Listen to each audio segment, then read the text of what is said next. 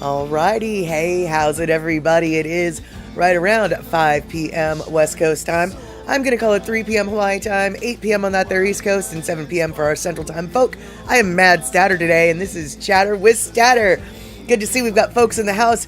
I think that PPP Bang has been here since 2 a.m. his time. It is 3 a.m. Finland time. Good to see you, Mr. Man. It is great to see you again.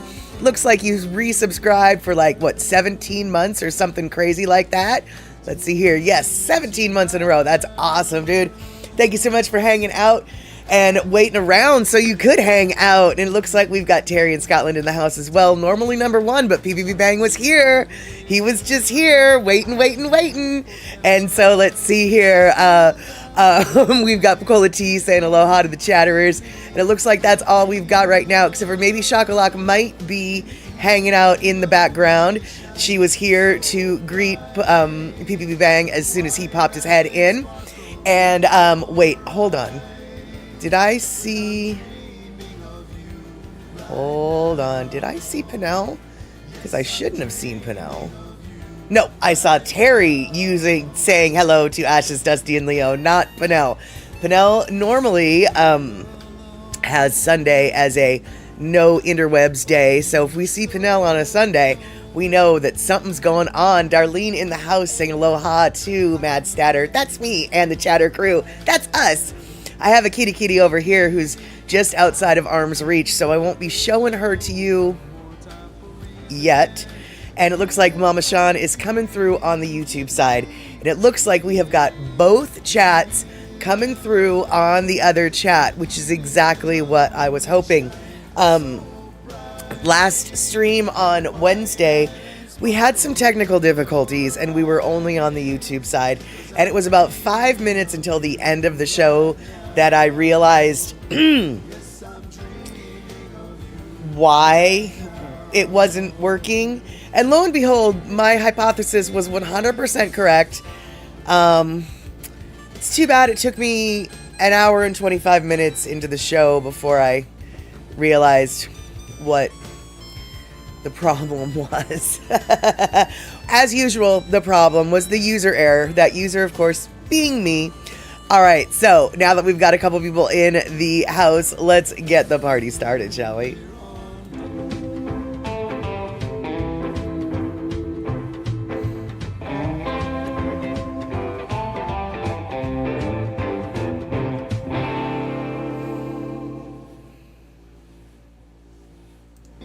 All right, there we go. You were very sweet, Terry in Scotland, to say that my hair looks good tonight. You guys are getting the full view of filthy, dirty hair that was combed out at the last minute for ultimate frizz. So my hair is very frizzy today, and it might be kind of oily up here, but I'm glad from far away it doesn't look nearly as messed up as it does a close up. What did they say in Clueless? It's a Monet. It looks good from far away, but when you get close, you realize it's just all messed up. That's what my hair is kind of like these days. And PPP Bang, what? Do you mean tonight? It didn't look good before? Is something your girlfriend would say. Oh, you know what? That is just looking for controversy. I will take compliments on my hair where they come, no matter what, because sometimes my hair don't look good. That's just how it is. There is a reality with bad hair days, and they didn't make up that term bad hair day for no reason. And let's see here. So looks like Rick is in the house as well. Operator error is how it goes. Abso-flippin'-lutely. And Darlene, by the way, I was talking about you today. For those of you who have been around here a long time, you've heard me talk about this store that I go to called Dwayne's Produce. And it's my green grocer, but once a year they close for the month of January.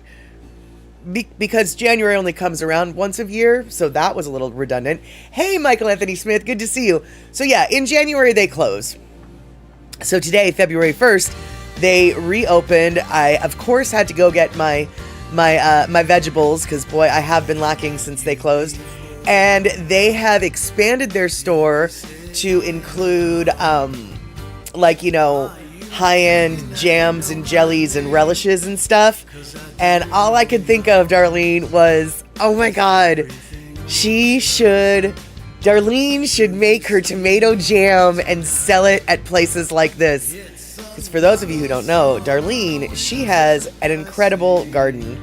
And from her incredible garden comes incredible tomatoes. And from her incredible tomatoes comes a delicious thing called tomato jam. And if you've never heard of tomato jam, don't be alarmed or feeling bad, because I hadn't either. And I'll tell you what, she was explaining it, and I honestly, when she was explaining it, I was like, I'm willing to try it, totally, but I'm really not sure I'm gonna like it. Allspice, cinnamon with tomato, I just really wasn't sure how it was gonna go. Never should have doubted her. Tomato jam is just ketchup gone bad. You would think, PB Bang, you would think. This flippin' flirpin' stuff is totally a jam. It is not like ketchup at all. You could put it on buttered toast and swear it is sweet like a strawberry jam. Not only that, it tastes good mixed with Nutella. Now, I admit, I was drunk when I was like, I'm gonna try this combo. Oh my God, the combo was delicious. It's great with cream cheese. It's just super, super tasty. And all I can think of is I need this to be available to me all the time. All the time, okay? And BB Bang, I'm drunk right now, but I wouldn't go for it. But for real, I had a little bit of a Nutella snack, and so I dipped some, I don't know if you're familiar with the little, like, bread stick, cookie sticks that come with a Nutella, like, in a little packet. Anyway, I dipped some of the Nutella, and I dipped some of the strawberry and the tomato jam. Very, very good. And yeah, you know, when I'm a little bit tipsy, sometimes I get creative with the combos, and I gotta say, I think that maybe somebody, when they were making the tomato jam, was a little bit drunk and thought, let's put allspice and cinnamons in with this tomatoes, see what it'll do. And lo and behold, it did beautiful things. And yes, if you go to that link that Shock just posted, you can grab the recipe from my Discord. I've got a whole recipe section. And yeah, for the most part, most of the recipes are from Darlene. Okay, let's just get real. Because Darlene knows how to cook. So most of the recipes on my Discord page aren't from me at all. No. They are from Darlene, because Darlene can. Darlene just can. And that's just how that is. And let's see here. PBB Bang, let's be real. None of the greatest things in existence were made sober. You might be onto something with that, actually. And let's see. Why no weather command, no work? I don't know. I think I've been having a lot of technical difficulties lately, so I think one of my background third-party apps isn't connecting with another background third-party app to do what it needs to do. So I don't know. It's not been working for a little while. Pussycat in the house. It snowed again today in Florida. By the way, when Pussycat says it snowed again today, he generally means in Florida, and because that's where he's living. And this time it actually snowed in his backyard. Went down to the teens, and wind chill was 8 degrees this morning, and one more night of freezing temperatures. Oh my God, dude. Oh my God. That is, that's cold for Florida. Florida is very cold right now. I hope your fish, I know that Pussycat has a lot of fish in his yard. Let me rephrase that. Pussycat has a pond in his yard that contains a lot of fish. He doesn't just have random fish in his yard. He has a pond in his yard, maybe multiple ponds, with a lot of fish.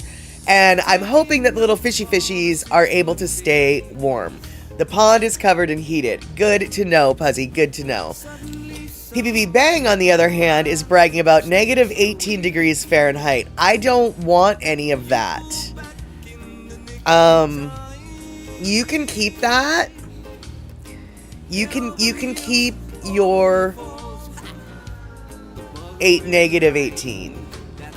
And yes, exactly. And Shock, however, she has been lamenting the lack of clothing that she has, because she did this silly thing. She went and like traveled, and when she was traveling, she did this really weird thing and like took a luggage, because who does that when they travel, right?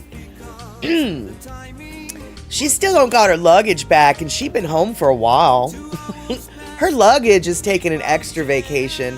Her luggage is like, Arkansas is where I'm feeling my vibe right now, so I'm just gonna chill in Little Rock. I might, take a visit to the President Bill Clinton Library, because isn't that one in Little Rock? 60 degrees inside for PBB Bang. 65 degrees inside for Mad Statter. I'd show you, but I don't think it'll show. Oh, it will show. Look, the one time my lighting actually works. 65 degrees in my house. And that's right, I'm wearing a tank top, because I'm weird like that.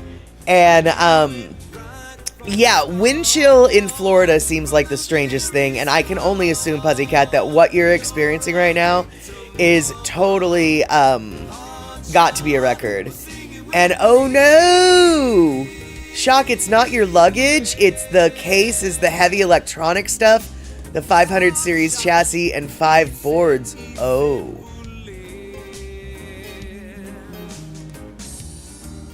I thought it was just your clothes hanging out with Bill Clinton. Oh. And Darlene says Danny Settle even commented on the cold in Florida, saying she's freezing and that the iguanas are falling out of the trees. It's so cold. Yeah, I've heard that happens in the Floridas. The iguanas just decide, actually they don't decide anything. They fall asleep and they fall out because they cold. They too cold, they fall asleep, they fall out the tree. And Michael Anthony Smith, it's cold in Pennsylvania. Yeah, I'm not surprised, but this is the time of year for it to be cold in Pennsylvania. I hope, though, that you have good warmth, good socks, good cozy blankies, and all the things, because, cold is cold, even if it's supposed to be cold this time of year. And, of course, Mama Sean's like, oh, yeah, it's just freezing. It's so cold in Arizona. We broke a record today. 77 degrees. Heck to the yuck. That's all chilly for you. No, it's not. 77. That must be, I'm going to assume, Mama Sean, that the 77 is the not the coldest it's ever been in January. I'm going to assume, or in February 1st. I'm going to assume the 77 is a record high. It would be funny if it was a record low, though. And, 77 is sweater weather in Arizona. Exactly. 32, where Shock is at. Well, I guess it's a good thing you got all your clothes then, because you need to bundle up, man. And Michael Anthony Smith, of course you're going to complain about the cold. What else is there to do except for complain about the cold? That's exactly what cold is meant for. And we broke the record for the coldest since 1936. Oh my, that's almost a 100-year-old record. And one time Mr. P went fishing with his buddies in Mexico. Their catch was processed, flash frozen, and packed in coolers. All his buddies went back to Seattle, and Mr. P came back to DC. Many months later, the airline called to ask Mr. P if he wanted his missing cooler of fish. I mean, how could they not smell it rotting away? Oh my God. Yeah, it's like, thank you for finally reconnecting me with my thing, but no, I don't want that back. In fact, I don't know what to tell you to do with the rotten fish containing cooler. I think it might be time for the incinerator. And, oh wow. And, Let's see here. You have an air tag in 2 places in my bag. One in the external tag and one inside it. Hard to get to. I don't know. I don't know what an air tag is, so I don't know. I don't know what an air tag is, but it sounds like that's a good thing. I'm assuming they're helpful to have, whatever an air tag might be. And yeah, exactly. Keep the coolers of fish. The bag is metal. I was worried it wouldn't transmit well through the metal of the case. The air tags, I'm assuming, it's a GPS locator kind of thing. An air tag is a tracking device. Oh, okay.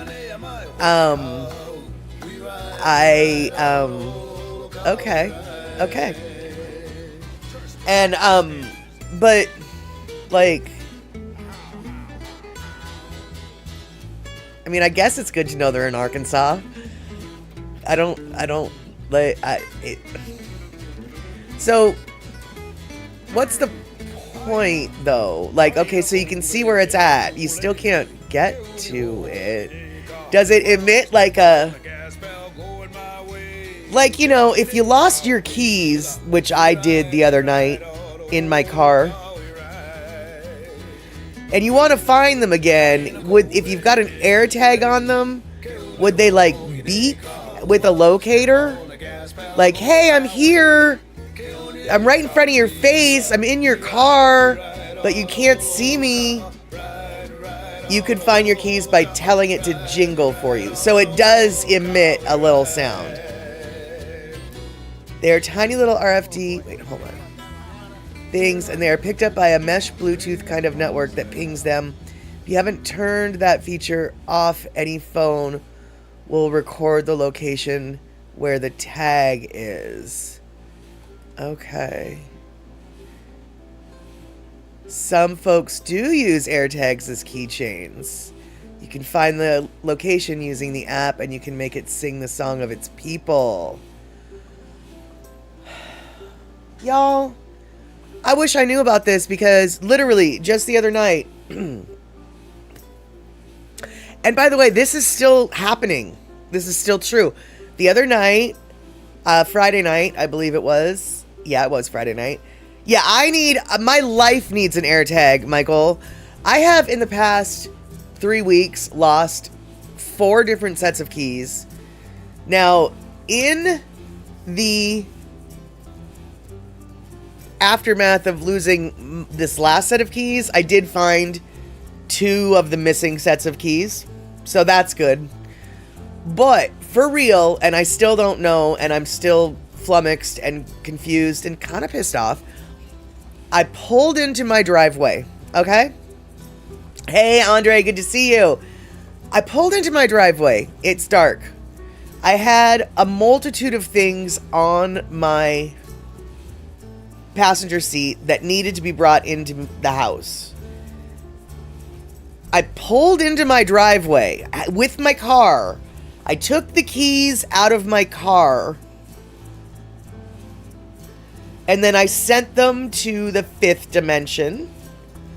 And then I gathered the things on my passenger seat that needed to be gathered.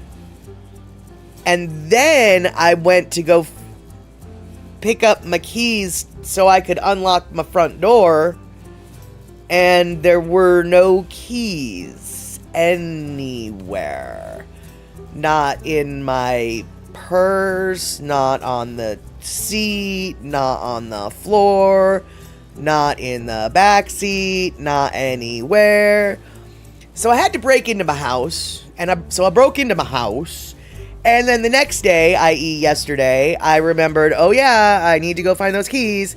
So, you know, yeah, I don't know where my keys went, dude. They have to be in my car. Can I go back in time and put an air tag on my keys, please? Because I think that's going to be the only thing that's going to save me. The goddess of lost things is made at is mad at me. Absolutely, Andre, you've nailed it on the head. I absolutely, she is absolutely just like, oh, come be my servant, because I have lost so many things. It's ridiculous. I just don't understand. Somehow I never lost my keys. Oh, PPP Bang, don't say that. Don't say that. Look, we've already agreed that the goddess of lost things is hanging around my house and doing some things. So do you think that the goddess of lost things just heard me say that you think, or that you've never lost your keys? Do you want to taunt the goddess of lost things? Because you know she's here listening to you. And I'm pretty sure the goddess of lost things knows where you are in Finland, and she can take your keys. Don't you be taunting the goddess of lost things. Because clearly I did. And hey, Robert Platinum, good to see you. And Terry in Scotland, thank you so much for that 1,000 biddies. Now, let's see here. It is scary when that happens. It's like, what the hell did I do? Well, what did I do? And you've had to a couple times break into your house, forgot your keys inside, accidentally, doors locked. You had to break into my oh no! Break into your basement window with help from your neighbor. That's funny. Yeah, luckily I know how to jimmy luckily I didn't have to break nothing. Hey, Daniel Vucci-hoo! Yes, we're talking about lost things. I managed to take my car with all of the keys, front door keys, car keys, the whole nine. And I drove my car with the car keys and the whole keychain in the car. I parked my car in my driveway, removed the keys from the ignition, and sent them to God only knows where. They have disappeared off the face of the earth. I had to break into my house because 3 days into it, I still don't know where my keys are. So, anything you've lost recently? Anything you've ever done so stupid that you had to break into your own basement window with help from your neighbor? You've said it plenty of times, says PPP Bang. So people who constantly lose things, it proves that you're immune. All right. And that's a good one, Andre. Hey, PPP Bang, you don't want your keys to disappear into thin air. Ba-dum-bum ching. Thank you. Andre will be here all week. And Robert Platinum, I have a bad habit of leaving my keys in the door. It's due to my illness. I have absolutely seen, you are not the only person that does that. And I've done it on more than one occasion, but luckily my front door has 2 doors to it. There's like a screen door that opens out, and then there's the front door that opens in. So I'll close the screen door and get locked and then lock it. But if I do what you do, which I have many times, my keys will be in my door, and I'll shut my door and I'll lock my door. But at that point, it's like nobody can get to the keys because they're locked between the 2 doors. So I don't feel too unsafe when I leave my keys in my door. But I've seen people, when I've walked through apartment buildings, I've actually seen people who've left their keys in their door unbeknownst to them, and I always thought that's not a good place to keep your keys when you live in an apartment. And let's see here, look under the seats. Oh, Michael Anthony, I've looked under the car mats, under the seats, between the things, and I've found some things. And exactly, somewhere there's a bowl where all the lost keys go. That is exactly true. And yeah, and you used to live in the hood too. Yeah, definitely not the kind of apartment complex neighborhood that you want to leave your keys out. And let's see here, wait, did I not see Gil Soto? Oh, there we go. I did see Gil Soto, but I didn't see Gil Soto. Hey Gil, super stoked to see you. All right, there we go. So, let's see here. PB Bang, that was a good one. Too bad. It was my bad I didn't catch it. All right, cool. So, hey, y'all. This isn't 100% certain, but I would say it's about 95% certain. Next Sunday, there will not be a chat show. I have been caught with the fever of the sports ball, and since the Seahawks are the team that is from the city I live near, I'm kind of excited about their little sojourn to the Bay Area. So most likely there will not be a stream next Sunday because I will be rooting in the sports ball game for the Sea Chickens. Now, for those of you who might be rooting for the Patriots on that same day, that's fine, but you're wrong.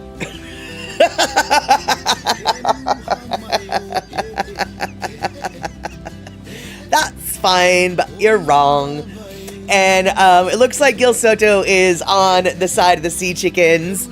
And for those of you who don't give a flying fork, I absolutely can understand that because I didn't used to give a flying fork either. In fact, I don't really know who I am this year. I know more about football than I ever have, and suddenly I actually care. So I don't know. But PBB Bang your little Selma has grown up to be a bit of a guard dog too, so no breaking in here. That's exactly right. And actually, big dog or little dog, all dogs, for the most part, have some guardian in them, even if they're just little yappy dogs.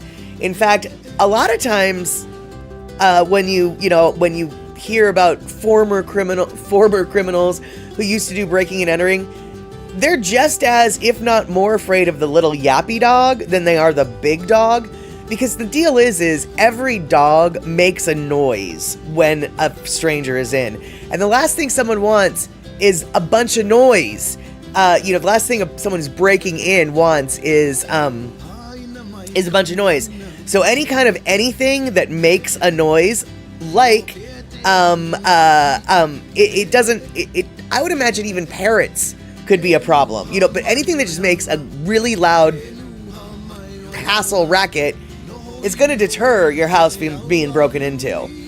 And let's see here, Darlene. Oh, thanks for the reminder. We may not be here on this chat this Wednesday. We're heading to Madison to help with a couple grandkids because, as Gil Soto found out, being a grandma and grandpa is awesome. And let's see here. So son-in-law has a work trip going on. Not sure if he'll be back on time for the Wednesday stream. No worries, no hurries, no big deal. Good to know that you won't be here because we always are wondering where you guys are at when you aren't at where you're at here. Yeah, that made sense. But good to know what you guys are doing. And yeah, Chihuahuas are great alarms. Exactly.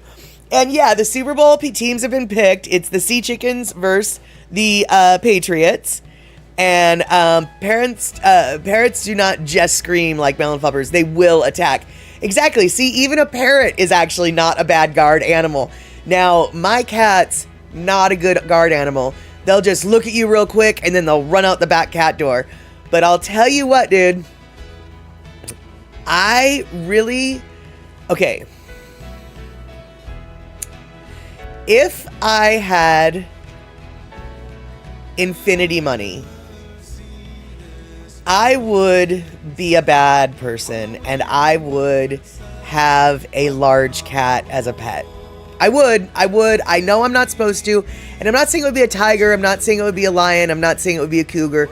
Probably more like a savanna cat or a serval, a tiny wild animal cat.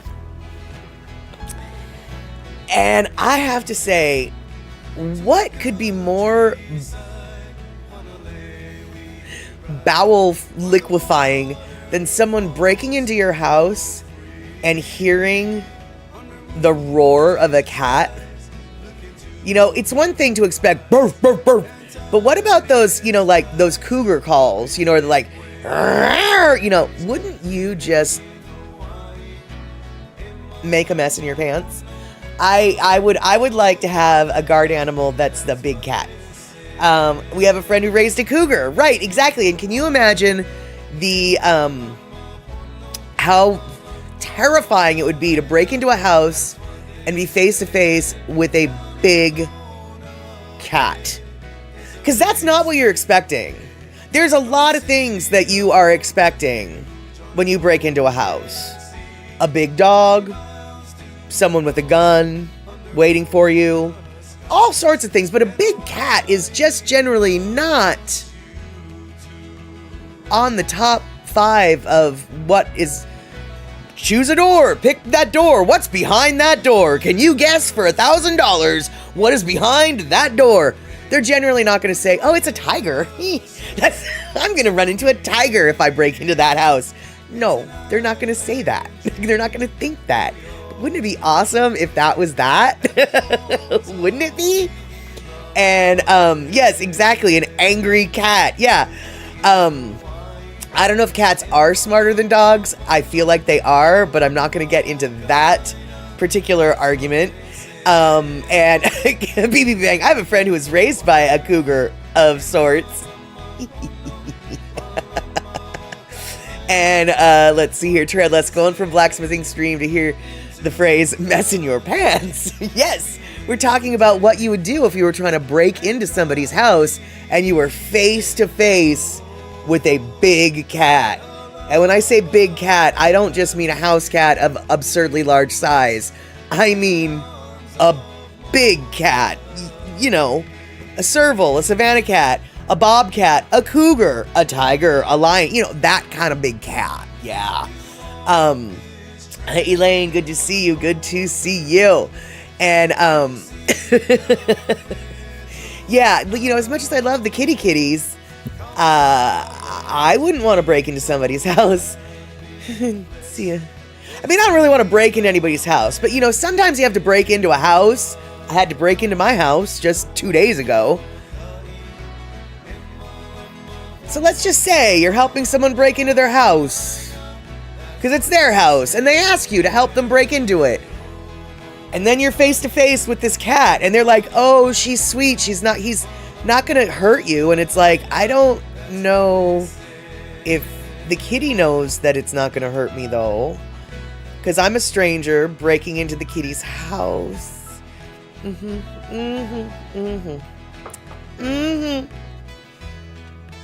All right, you guys. So, what are we going to do? What are we talking about today, this Sunday? I pretty much only have... Oh, I have a very important update, actually. Now that I think about it. One of the most important updates that we could ever talk about here in 2026. It's not going to change much, but at the start of 2026, this is what we are faced with. Jason Momoa still has short hair. This is currently what Jason Momoa's hair looks like. As of a week ago, he still has short hair.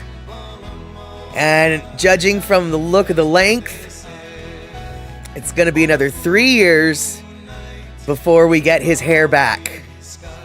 So, just wanted everyone to know the important thing that we have to know, which is Jason Momoa still does not have long hair. He cut his hair off last year, and it's still short. So, that's the important information I had to share with you. Jason Momoa still has short hair. And that's right, if he gets long hair real quick, we'll know that he's got extensions. We'll know that he's got fake hair. You better get the good fake hair from India, because that's the best hair you can get. It's the stuff from India. And let's see here. Now that I've finished talking about nonsense like Jason Momoa, my friend used to live with a Doberman named Shaka. There was a need to break in, and his much smaller friend had to wriggle through the window. Oh no, he said, if you see Shaka, tell her it's okay, you're with Hugh. I hope that worked. And Kylo is resting in bed with me, and if he hears anything, he jumps up to investigate. Exactly. And trailed us. You've allegedly broken into your house. I like that. Allegedly. And, let's see here. That looks like Gibson Les Paul custom in Jason's pick.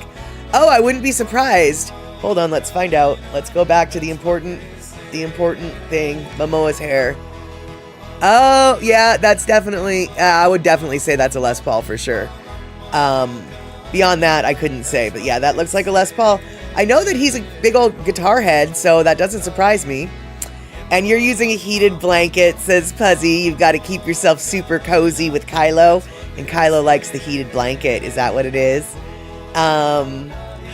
Oh, Mama Sean. Okay, for those of us who weren't here on Wednesday due to technical difficulties, we're not going to talk about that. User error.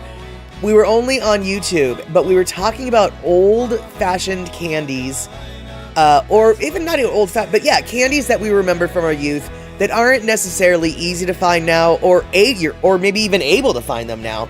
And we didn't talk about Bit-O-Honeys, but yeah, Bit-O-Honey is such an old, I remember in elementary school it used to be really popular, but yeah, I don't know the last time I saw Bit-O-Honey for sale. I really like Bit-O-Honey, actually, now that I think about it. Did you buy any? You found them. Did you buy any? And Palace cats from Central Asia have round pupils, and a Palace cat would be another cat that I would love to own if I were a rich person with infinity money and lesser morals than I have. But see, here's the deal. The morals that I have about owning a big cat really have more to do with me being able to pay for it. Because if I had infinity money, I have no doubt in my mind that I would convince myself that whatever I'm doing with my money for the big cat is helping it. I know I would be one of those horrible people, but I want one so bad. And Trail does, now that I finished talking about nonsense, exactly. And let's see here. Wait, you sent an article. Cola T, where did you send me that article? I don't think I saw that article. And if I did, I don't remember it. So help me, Picola T. I don't know where I put my keys either, though. So this is getting to be a bit of a pattern. But an article about a century-old Chicago company going bankrupt. They make butterscotch buttons, peppermint starlights, coffee nips, and other nostalgic candies. Wait. Hold on, wait. Picola T, wait. I don't know if you really did send me that, or if you did, I didn't get it, because I'm about to have a panic attack, actually. Are you telling me that the candy maker that makes coffee nips is going out of business? Because as far as I know, coffee nips are like, only one company makes coffee nips, and coffee nips are really good, man. I might be freaking out just a little bit. And I like Chico Sticks when I lived in Pearl Harbor. I still see Chico Sticks every once in a while. And you know, aren't they kind of like the middle of a Butterfinger bar? Isn't that what Chico Sticks are? I mean, there's more to them, but they're essentially like the middle of a Butterfinger bar. And wait. Oh, hold on, wait. Five Below? I thought Five Below is a store that Mama Sean found the Bit-O-Honey candies at. Five Below? Is that,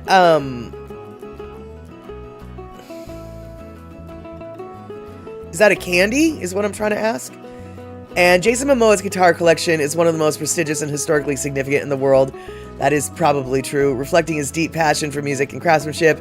He's the proud owner of the first Martin D28 acoustic guitar ever made. Wow. A 1934 instrument dubbed a Holy Grail guitar due to its rarity and historical importance. This guitar was delivered to him by Trevor Boone of Emerald City Guitars in a memorable YouTube featured transaction. Emerald City Guitars, that must be from Seattle. And Mama Sean's bragging, oh, heck to the heck, I bought some and I'm going back for more. And then, of course, Momoa's collection also includes Gibson Murphy Lab Greenie Les Paul, the last available replica of the iconic 1959 Les Paul known as Greenie. I've never heard of a Greenie. I've heard of the gold tops. A highly coveted instrument in rock history. He also acquired 3 Gibson custom shop Les Pauls, including a Billy Gibbons Pearly Gates model and a Slash Jessica model, both hand-signed by the artist. PPP Bang, all honey's good for is mead. No, PPP Bang, honey is also really good for, now this isn't honey from a honey bear, but like raw, real honey. It's excellent for burns. It's excellent for any kind of open wound. It's got antiseptic qualities. It's really good for healing. And honestly, if you've got a sore throat, a little bit of honey in some whiskey and hot water and lemon isn't so bad. But otherwise, I feel ya. I'm not a fan of honey. Honey is for medicine, not for yumminess generally. But Bit O' Honey, it don't taste nothing like honey. It just tastes all sweet nougat. And let's see here, Terry continuing with Jason Momoa's guitar collection. From Fender, his collection has 3 custom shop models, a 51 Esquire, 54 Strat, Relic, and a Norcaster Relic, all built specifically for his On the Roam series. I'm going to assume that should say Road. But then again, I don't know. And so let's see here. Yeah, so that's where all the good guitars are. Momoa's got all the good ones. And let's see here. Oh, wait, hold on. Among the standout items is a Les Claypool stage-played, pachyderm bass, nicknamed Momoa's Koa, for its rare Hawaiian koa wood on top, and the custom Carl Thompson bass, both of which were built during his travels for On the Roam. And yes, they are. I got booted. Yay. Wait, what? Who got booted? Oh, here we go. I know all about Greenie, a great guitar, owned by Legends. Okay. They only make 1,659 Les Pauls. Okay, all right. And let's see here. PPP Bang, I just used Bepanthen today for your rashes. I don't know what Bepanthen is. You got mad rashes on your wrists, and the dry weather does not help. Oh, tell me about it, man. Shock, I don't like the Les Paul, the Buggo too heavy. For real, though, dude, Les Pauls have got to be the heaviest guitars out there. I'm sure there are heavier ones, but in regards to mainstream use and availability, Les Pauls are so heavy. I mean, honestly, give me a Strat any day because it's just, I'm lazy. Give me a Strat any day, I'm lazy. And you have a Stratocaster Tobacco Sunburst. Nice. That's beautiful. And peanut butter and honey on toast. Yes, please. The funny thing is, Mama Sean, if I'm able to eat honey, that would be one of the ways I would be able to eat it. But sometimes both honey and tequila both have this weird effect on my throat. And sometimes I can eat it just fine. I can drink it just fine. But other times, like, it'll hit the back of my throat and my throat is like, no, you shall not pass, is basically what my throat says. And then it doesn't pass. And that is super awesome, Shock. You got to meet Les at the AES a year or two before he died. Yeah, that is beautiful.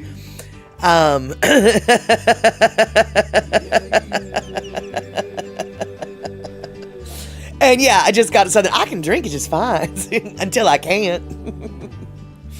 All right, you guys. So it is 1 minute past our Lono listening break. So we're going to get on our Lono listening break. However, I have something that I was anticipating talking about before the Lono listening break. And what I had to talk about vaguely, only oppositely, is associated with the song in our Lono listening break. Because, I like to sometimes have a theme. But since I didn't talk about what we were going to talk about before the break, I'll have to explain to you what I was thinking after the Lono listening break. So, Elaine's in here, being all, ooh, shock, meeting the great Les Paul. Exactly the response everyone should have. And if you didn't have that response, then you don't know rock and roll. But that's okay. No judgment. You're here, and we love you. And now we're here, and we're going to listen to Lono, and he's going to talk about something really big. And when we get back, we're going to talk about something really tiny. All right, let's do it.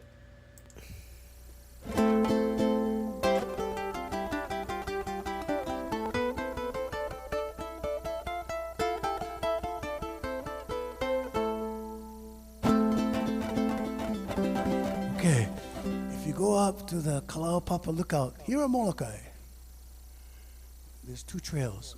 One trail goes to the lookout.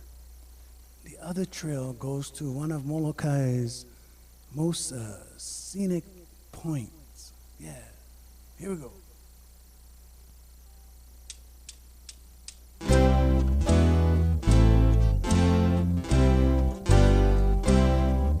Have you ever been up to the phallic rock? Uaikaboto Nui. Sit on the rock and you have good luck. Uaikaboto Nui. Ua, hope, ua, hope, Uaikaboto Nui. Ua, ua,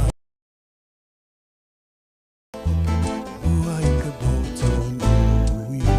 Uhe pa'apo haku mai kai. Uaikaboto Nui. Koni koni pa'apo haku mai kai. Uaikaboto Nui. Ua, hope, Uaikaboto Nui. Ua, hope, Uaikaboto Nui. Kai, lua, e kolu e ha. Uaikaboto Nui. E lima, e ono, e hiko, e walu. Uaikaboto Nui. Lua, hope, Uaikaboto Nui. Lua, hope, Uaikaboto Nui. Uhe ni pa'apo haku mai kai. Uaikaboto Nui. Koni koni pa'apo haku mai kai. Uaikaboto Nui. Mua, hope, Uaikaboto Nui. Mua, hope, Uaikaboto Nui. Kai, lua, kolu e ha. Uaikaboto Nui. E lima, e ono, e hiko, e walu. Uaikaboto Nui.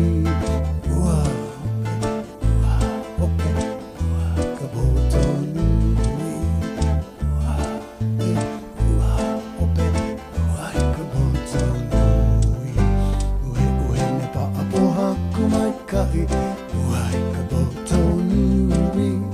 Koni koni pa'apo haku mai kai. Uaikaboto Nui. Mua, hope, Uaikaboto Nui. Mua, hope, Uaikaboto Nui. Mua, hope, Uaikaboto Nui. Mua, hope, Uaikaboto Nui.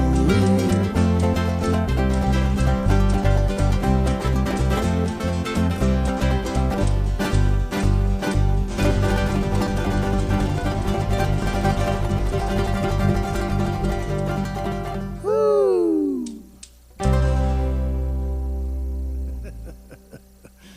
Okay, now you know. All right, there we have it. Now you know. All right, so am I going to talk about tiny little whatevers? Maybe, but probably not. No, check this out, you guys. We're actually going to talk about food, but you'll see how, you'll see. We're talking about food today. We're going to talk about food. And I just found out about this, but apparently this mushroom has been around for a while. And I'm not sure if you're familiar with culinary mushrooms, but one of the culinary mushrooms where people, eat them, not go tripping, it's a bolete.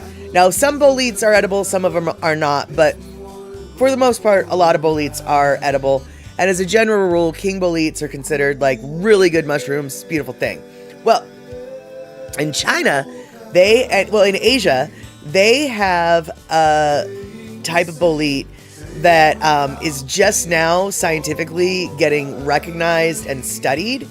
And instead of me telling you about this particular mushroom, I've got a couple videos that explains to you a little bit about this mushroom. But what I can tell you is this mushroom has been eaten all over Asia for hundreds of years.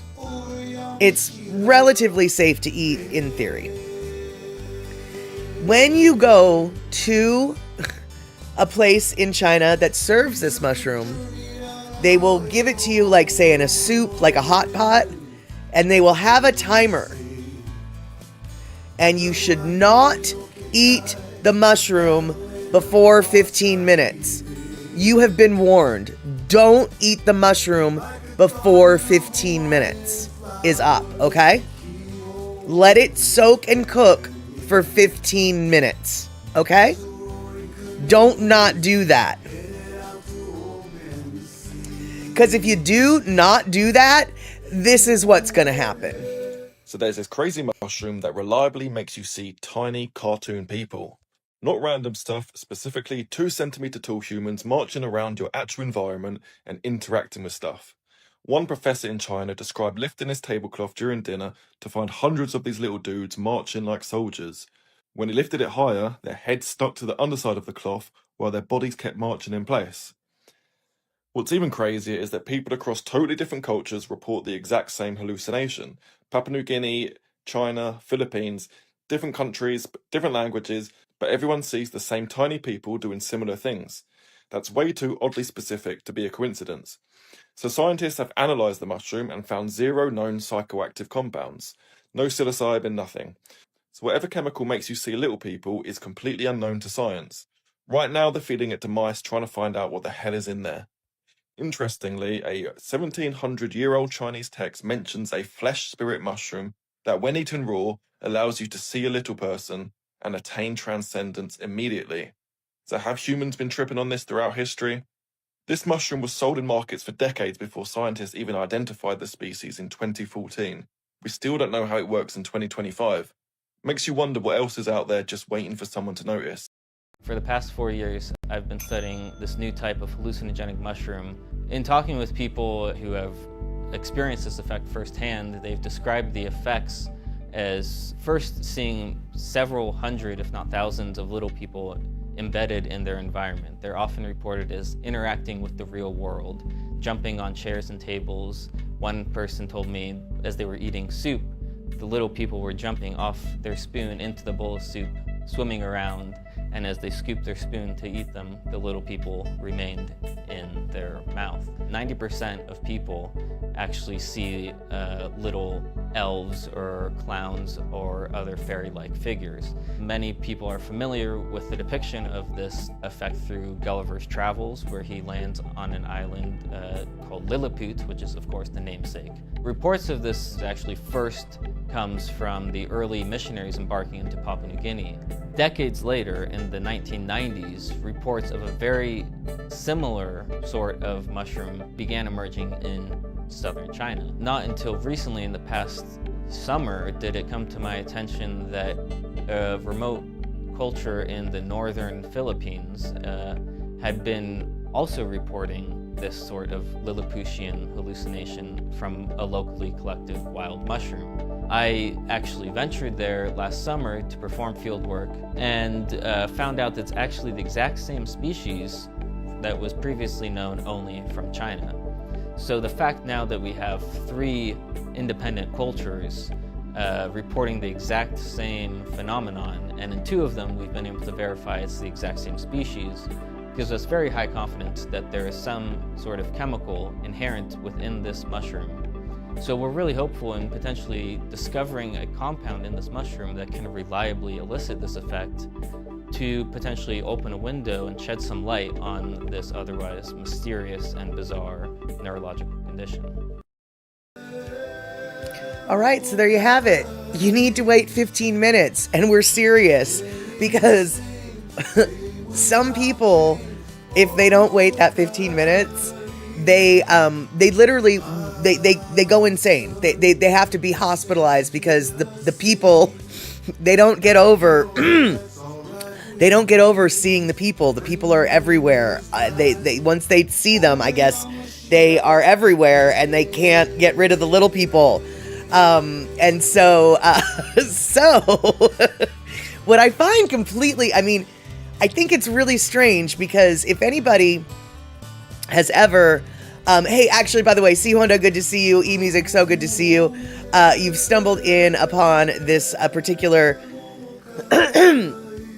particular topic of a mushroom in China, Papua New Guinea, and the Philippines. Presumably all the same mushroom in 2 of the countries at least. Everybody who takes it, if it's undercooked or raw, sees little people. See, Honda, is this the answer to seeing gnomes in the woods? Honestly, maybe.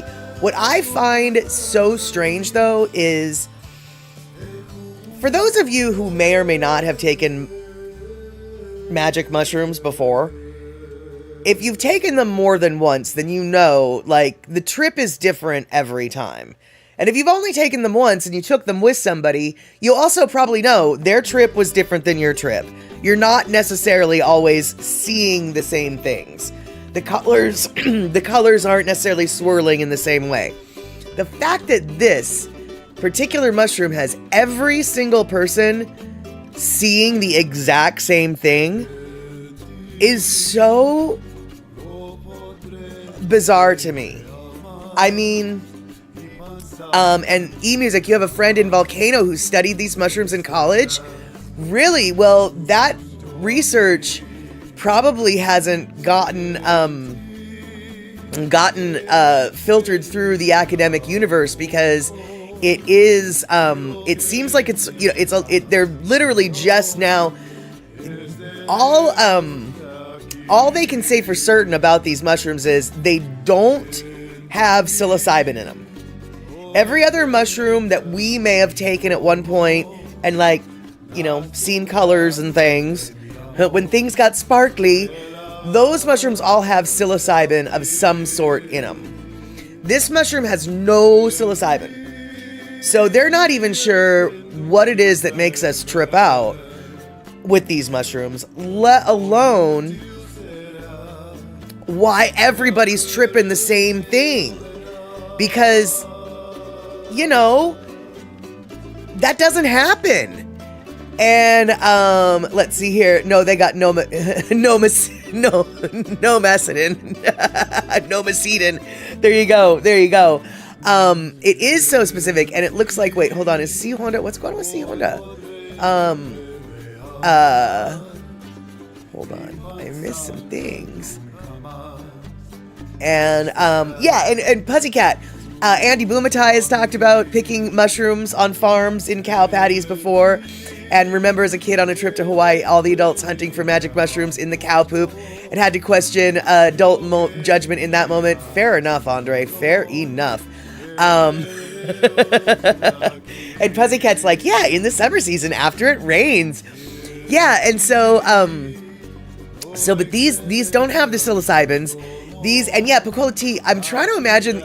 Picola T says, trying to imagine the useful purpose of isolating this Lilliputian compound for chemical warfare. Yeah, I know, exactly. That I agree. What do they plan on isolating this compound to use for?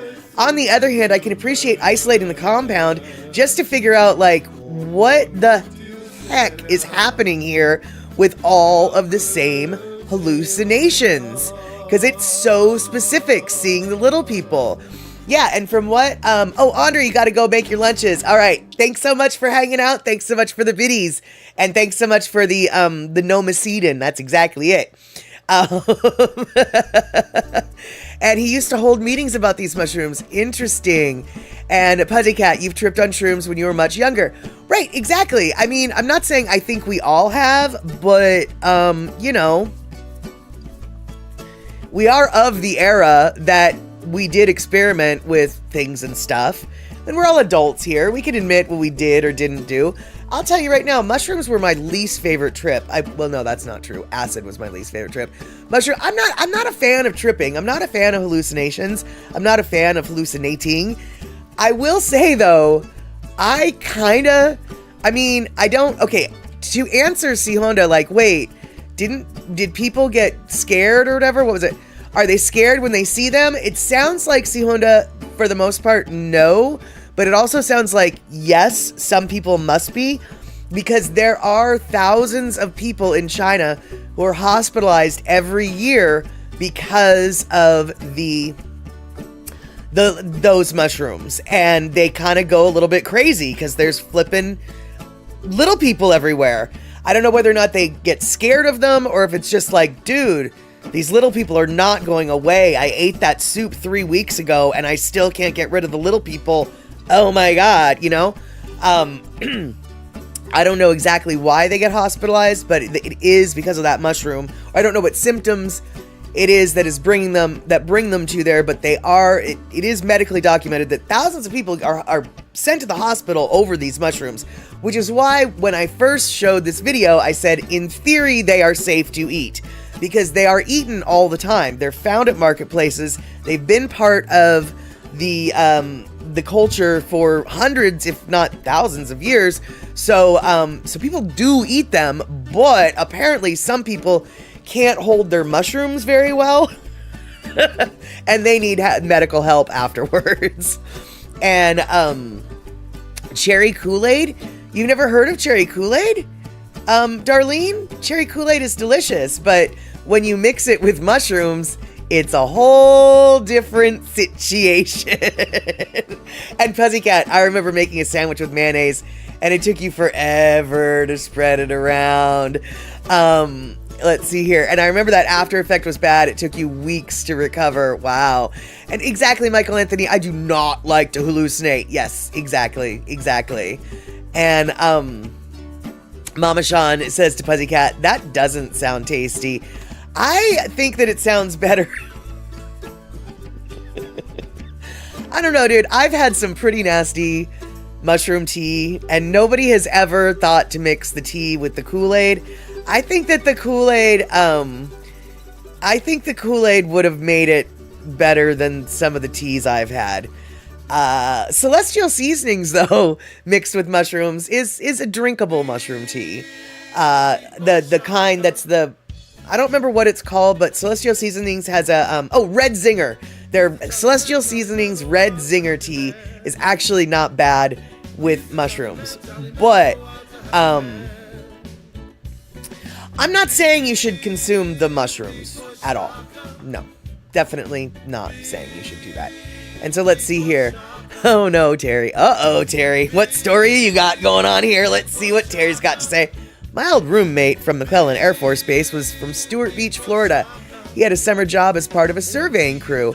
They found some magic mushrooms and imbibed them for lunch at a roadside park. They were all sitting on picnic tables when suddenly a speeding car appeared on the highway with a state trooper in hot pursuit. Another state trooper came from the opposite direction to cut the speeder off. The desperados bolted for the woods and eventually finished up in custody. Oh, well, that's good. I thought that the mushroom people were going to be the bolting from woods. Okay. And then no one said a word for several minutes until one dude said, did you see that? Or was that just made up in my head? I've definitely had that happen before. And then, yeah, you boiled them and strained them. Yeah, exactly. As well you should.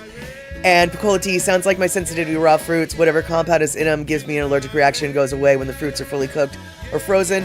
If the fruits are dead, they're not a problem for me. That, honestly, Picola tea, until you mentioned that you had that problem with raw fruits, I never had made that connection with myself. I don't necessarily have a direct allergic, like a big allergic reaction, but I can totally, like, some fruits, especially if they're raw, make my mouth tingly. And a tingly mouth is the sign of an allergic reaction. Whereas if I cook the fruits, I don't have that problem at all. And I do feel like there are some delicate people like Picola tea and myself that just, we gotta kill their fruits hard before we eat them. They gotta be double killed. They gotta be overkilled. They gotta be killed and then killed again. You know how you beat a dead horse? Yeah, you got to beat a dead banana and a dead peach and a dead pawpaw before we can eat them. And that's a lie, because have y'all ever had a pawpaw? Have y'all ever had a pawpaw fruit? Do y'all even know what a pawpaw fruit is? E-Music, you have that reaction to mango. Right, exactly. And Picola tea, so I can understand why the uncooked mushrooms have active compounds that make you hallucinate. Oh, absolutely. In fact, actually, That happened often. Oh, did that happen? Did you see that too? Yes, I absolutely have had that happen. And Elaine, to answer that question, did you see that happen? Am I seeing what I'm seeing? The answer was yes. So I wasn't tripping. I wasn't hallucinating. We were mutually seeing the exact same thing. But yeah, I have had that. I have actually asked that question before. And but speaking of undercooked or uncooked mushrooms, it was only recently, in the last like 4 or 5 years, that they found out that morel mushrooms are actually poisonous unless you cook them. If you cook them properly, they'll be fine. But if you eat them raw, there is a chance that you will get sick and die. And it wasn't until a bunch of people got sick at this restaurant due to undercooked morels that they even realized that morels, because everyone knows that morels are delicious. You're able to eat them. Morels are safe to eat, right? No, they're just finding out that actually you got to cook them good before they are safe to eat. And let's see here, Terry in Scotland coming in with pawpaw. This is North America's largest native edible fruit, known for its creamy custard-like texture and tropical flavor, blending banana, pineapple, and mango. It grows as a small understory tree, 12 to 15 feet tall. No, 15 to 20 feet tall. Wow, talk about hallucinating. In deep, moist, well-drained soil, often forming colonies through suckering. Native to eastern U.S. and parts of Canada, it thrives in USDA zones 5 through 9 and is increasingly popular for landscaping and fruit production. Yes, and they're gross. Dude, oh my god, pawpaws taste like rotten banana socks, and they're like a slimy snot globule. Ugh. So I will never eat a pawpaw. And let's see here. We get canned sliced mushrooms from Thailand, Del Monte brand. And then Terry corrected himself. No, not mushrooms, mangoes. I have gone looking for canned mangoes in the United States. And I've only found them cubed. I haven't found them sliced. But I will say that my Safeway store does carry canned mangoes. I found that out. But they're in cubes. And I don't want them in cubes. I want them in slices. So I have not bought a canned mango yet. Pawpaw is also known for fighting cancer. I will rub a pawpaw all over my cancer, but I will not eat a pawpaw. It's sort of like tequila, sort of like honey. It got here and then it said, my throat said, you shall not pass. No. And so I said, okay.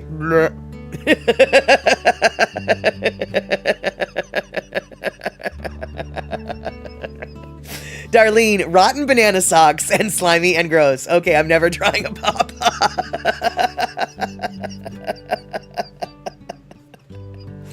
For real, I mean, you'd think I've got... I think I've got, some sponsorship deals. First, it was with the Impossible Burger with Burger King, and then it was with the National Pawpaw Growing Association. I will spread the word of their product over hill and over dale, from sea to shining sea. And Elaine, you've tried pawpaws too. No pawpaws for you either. Has anybody tried a pawpaw? In my opinion, they're disgusting and gross. But the person who introduced me to them loves them. Her mom grows them in Yakima, and so she makes special trips over the pass just to go get them. And that's why I tried one.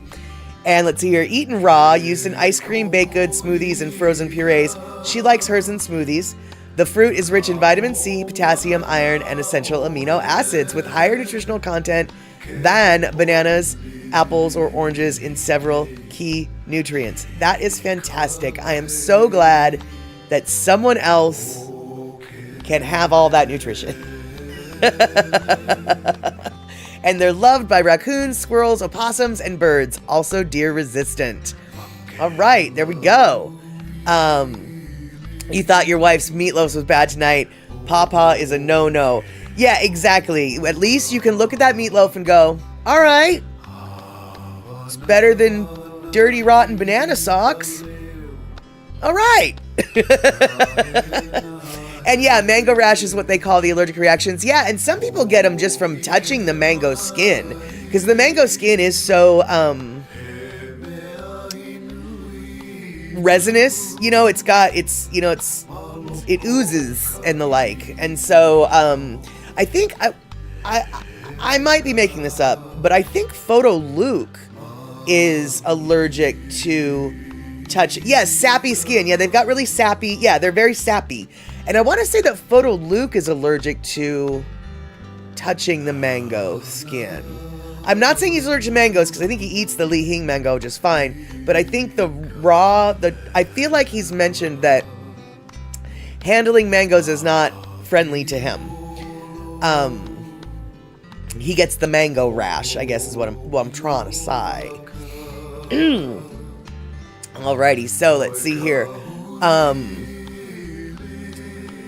Let's see. What do we... Oh, Pocola T, as far as the t-shirt slogan, "You shall not pass," I think...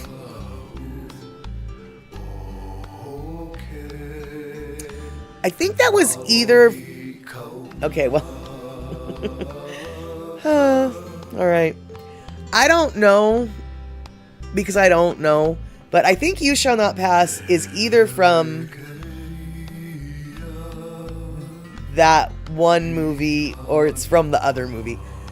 Okay. What's the one,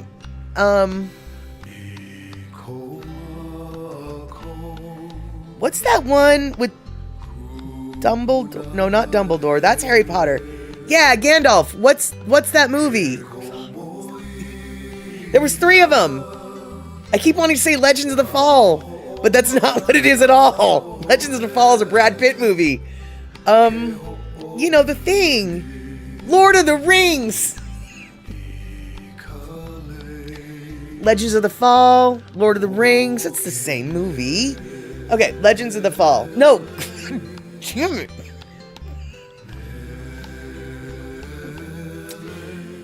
I think "You Shall Not Pass" is from Lord of the Rings. And if it's not from Lord of the Rings, it's from like a Harry Potter movie. But it sounds like it's from Lord of the Rings. I was quoting some movie, a movie apparently that I don't know. I was quoting Legends of the Fall when Brad Pitt told that guy, "You shall not pass." Yeah. Okay, Lord of the Rings. It's a okay. Gandalf said it to the Balrog. All right, there you go. See? So if we did that as a shirt, people would not assume it was from me. I think Gandalf said, "You shall not flip and flirp and pass, yo." I think that was the exact quote, okay? The name of the movie is hiding in the same place as my keys. That's exactly right, Pocola T. That is exactly right. I don't know why I kept saying Legends of the Fall. Although, Terry, that's a good movie. If you want to find Legends of the Fall, I would love to show that on the cinema. But I don't want to show Lord of the Rings on the cinema. That is such a boring movie. 3 movies. I'm not. We're not going to ever watch Lord of the Rings on Statterbox at the cinema. Legends of the Fall we might. Maybe. Lord of the Rings not. I keep wanting to call it Legends of the Fall. So we're not going to watch Legends of the Fall, y'all, but we totally are going to watch Legends of the Fall. That's what I keep wanting to say. Mm-hmm. Yes. All right, you guys, so we've covered some incredibly important topics like Jason Momoa's hair, mushrooms that make you see little people, and now we're just gonna look at something pretty. We're gonna look at the Pacific Northwest, specifically part of the Salish Sea, specifically, let's see here. Okay, I'll get Legends of the Fall. How about A River Runs Through It? Didn't we watch River Runs Through It already? No, we watched Man from Snowy River. Yeah, if you want. And let's see, you thought the quote is from The House speaking to my car.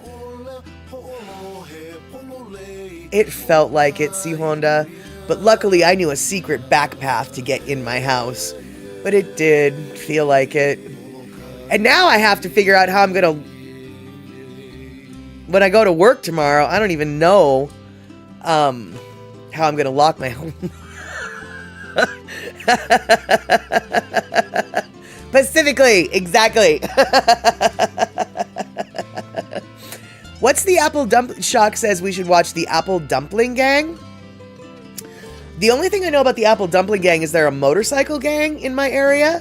What is the Apple Dumpling Gang in movie world? And yeah, so that's my question. Not even close. Oh, it's too violent. Oh, is the Apple Dumpling Gang actually a real Wait, what? The Apple Dumpling Gang is a violent movie? Okay. Then yeah, maybe we don't want to watch it. It's a 1970 Western movie with Don Knotts and Bill Bixby. Bill Bixby, wasn't he... Who was Bill Bixby? Wasn't he the guy who used to secretly film ladies from a closet? Like, wasn't he kind of a voyeur? He played the non-Hulk Hulk. Oh, no, it's not the same guy then. Oh, it's a Disney movie. Well, then, yeah, that's not very violent.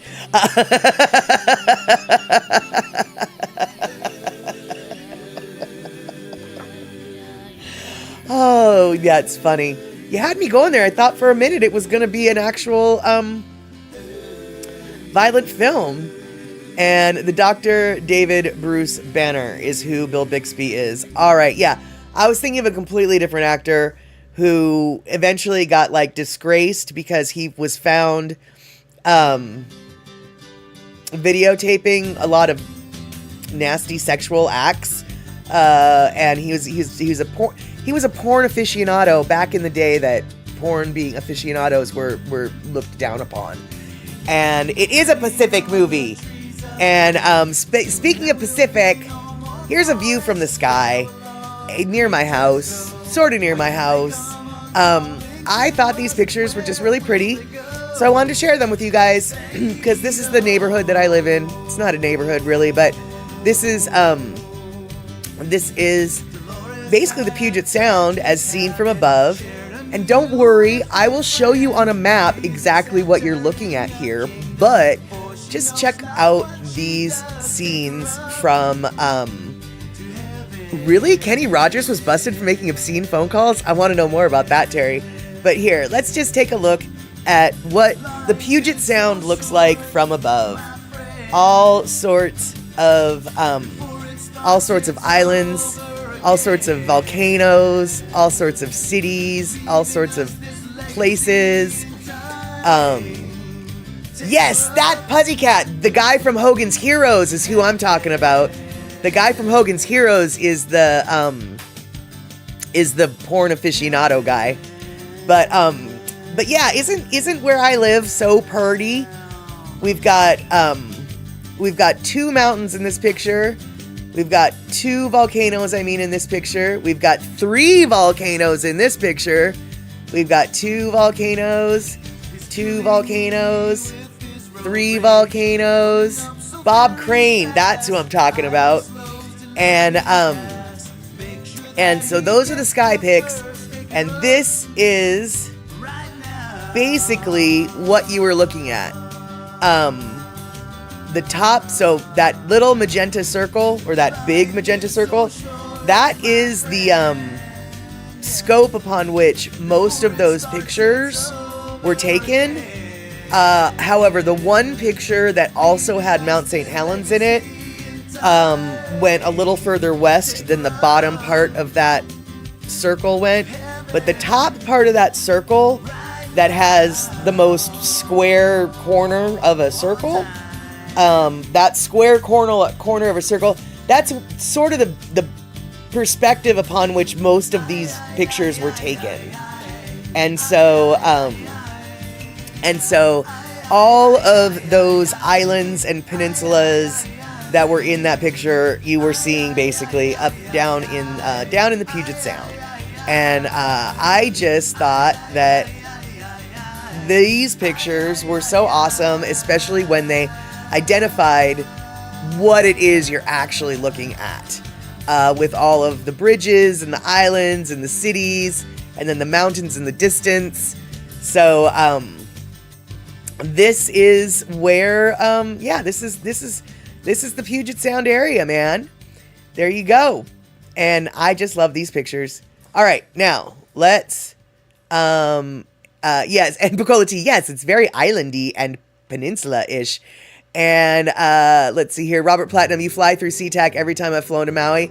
Yeah, SeaTac is a great airport for direct flights to Hawaii. It's a great airport for a lot of direct flights, because both wow, that's a weird thing. Alaska Airlines uses it as its hub, and Delta has kind of decided Seattle is a little bit of its hub. It's using Seattle as a bit of a hub these days. In fact, Alaska and Delta are kind of in a fight for who's going to be king of that airport. I think Alaska's going to win. But yeah, if you want a direct flight to lots of places, flying out of SeaTac is exactly it. And Shock is like, Charlotte is pretty useless. We almost went to SeaTac to avoid it. That's a big avoidance, dude. One is on one side of an island, one side of Turtle Island, and the other's on this side of Turtle Island. And let's see here. I read the multi-million-dollar renovations at SeaTac are complete, finally. Yes, they are. And this guy, Preston Singletary, who is a glass artist out of the Seattle area, who's a friend of a couple of my friends, he's this Native American glass artist, and his work is featured, I believe, in part of the new SeaTac airport, and I'm super excited for him. His work is also featured at the new train station up in Linwood, and he has a traveling show going from museum to museum across the country that talks about the story of the Raven. And I'll tell you, if you are at all interested in glass work, and when I say glass work, I don't mean you know what? Screw it. I'm about to say something. When I'm saying glass work, I don't mean the bullshit that stupid Chihuli's making, okay? I don't like his work at all. The work that Preston is doing is completely different kind of glass work. And he's got this story about the Raven, and it's different glass exhibits about the Raven and, you know, coming to the New World. And anyway, his work is amazing. If you are at all interested and you hear of an artist called Preston Singletary, who's featured at a museum near you, I strongly encourage you to go see his glass art. It is amazing, and it is nothing like stupid, flippin' florpin' Chihuly. That's right, I said it. I'm from Seattle, and I don't like his stuff. All right, there you go. And see, Honda, I always thought Atlanta was the Delta main hub, because I thought the Delta was out of Atlanta. Salt Lake is, I guess, okay, it sounds like one of their West Coast main hubs. I do know, though, that Delta is trying to totally get in on the Seattle scene. Them and Alaska are kind of in a fight right now for who is the king of SeaTac. And, let's see here. Yes, try to take photos next time you're in SeaTac, for sure, Pocola T, because chances are you're going to be at SeaTac before I am, because you are just a world traveler, and you're in SeaTac more often than I even go to SeaTac. And when I say SeaTac, I don't mean the airport, I mean the city.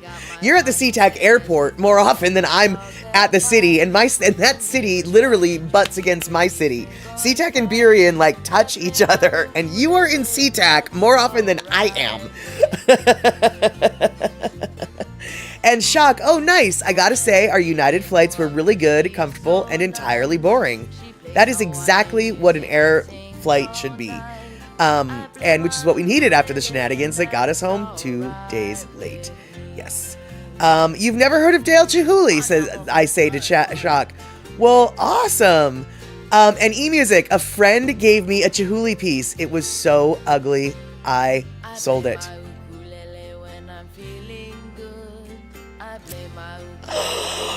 Oh my god, I'm so shocked that you would do that. That you would think it's so ugly. No, I totally agree, dude. I just can't even. I can't even with that. I can't even. And Shock, your glassblower friend makes naughty things. Oh, I have a couple glassblower friends that do that too. But Dale Chihuly, y'all, just let's see here.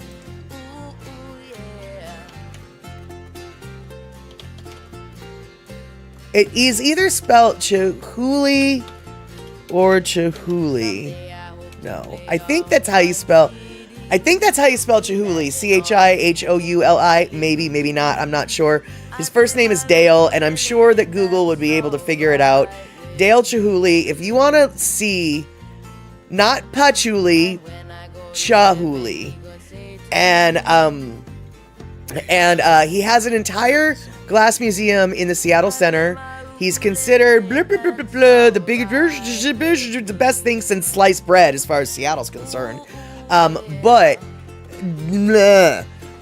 instead, don't go to the yes, there we go, Dale Chihuly. That's Rick, Rick and or Pocola T have it. And seriously though, if you are in the Pacific Northwest and you are hankering to go to a glass museum, avoid the Dale Chihuly BS. Go down to Tacoma. Their glass museum is amazing. And it focuses on more than one artist that is not a crappy, craptacular, overblown, way too big for his britches kind of guy that the only thing good about Dale Chihuly, I will give you this, the only thing good about Dale Chihuly is he brought attention to the glass scene in Seattle. But other than that, I don't like his work. And here we go, Terry in Scotland. In 2022, Singletary's work was featured in an exhibition entitled Preston Singletary, Raven and the Box of Daylight at the National Museum of American Indian. Yes, and it's Raven and the Box of Daylight. It's a whole thing. It has a story that goes with it, like a storybook that goes with it. And this solo traveling museum exhibition has visited several locations, including the Museum of Glass in Tacoma, the Wichita Art Museum in Kansas, the National Museum of the American Institute, Smithsonian, and the Chrysler Museum of Art, and the Oklahoma Museum of something, something, something. Either way, if you're interested in Native American inspired glass art, Preston Singletary is the person to go to check out. But we are at 2-minute warning, 3 minutes to wait. We're 1 minute past when we should stop. So we are all pals, says eMusic, and she is right. Hopefully we will see each other on Wednesday for another chat show. I want to thank you guys for hanging out. We didn't have much to talk about, but we talked about all sorts of little things that sometimes make you go crazy. All right, you guys, we'll see each other Wednesday, 5 p.m. West Coast time, 3 a.m. Finland time, and all the other times in between. Thanks so much for hanging out. Thanks so much for subbing. Thanks so much for resubbing. Thanks, mods, for modding. And thank you so much for all the biddying, and most importantly, for those of you who have donated to my PayPal account. Thank you so much. I appreciate you more than you know. All right, take care, y'all. Have a good one.